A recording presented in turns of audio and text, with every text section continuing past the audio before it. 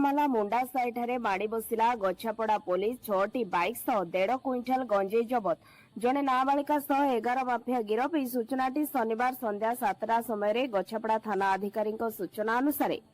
कंधमाल जिला गछापड़ा थाना अंचल एवं गंजेई कारबार पालटिथिबा बेले पुलिस अंचल गंजेई कारबार को समूले विनाश करिबारे लागि पड़िछि। ए गछापड़ा थाना रे चिरंजीव बेहरा थाना अधिकारी भाबरे जगदेवा परे लक्षाधिक टंकार गंजेई सह बड़ बड़ माफिया गिरफ होई जेल मध्ये जाउछंती, जहा गंजेई कारबार को नहीं कंधमाल जिले में चर्चा रे रहिछि। ए गछापड़ा थाना ए परिप्रेक्षी शुक्रवार गछापड़ा पुलिस थाना अधिकारी नेतृत्व में एसआई अनंत प्रधान एक टीम पेट्रोलिंग करुवा समय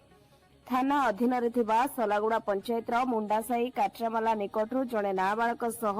10 जन गंजेई माफिया को गिरफ करिबारे सफल होता बेले 1.5 क्विंटाल गंजेई और 6टी दामी बाइक को जबत करिछि। अन्यपटे गिरफ होइतिबा समस्त माफिया बलांगीर अंचलर सेमाने गछापड़ा अंचलर बलांगीर को गंजेई चालान करतबा पुलिस स्पष्ट करिछि। तेबे गिरफ अभिमान को मध्यरे बलांगीर जिला लाठर गाँव विभूति साहू, लारंबा थाना घुमेर गाँव अरुण साहू, लाठर गाँव संजय साहू, घुमेर गाँव अनिल साहू, लाठर गाँव शिव साहू, पाटागढ़ थाना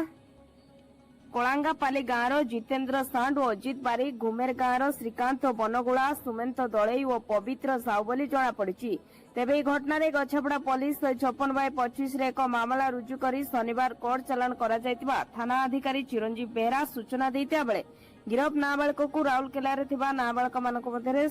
सुधार गृह होम को पठाइतिबा ने कहिसंती।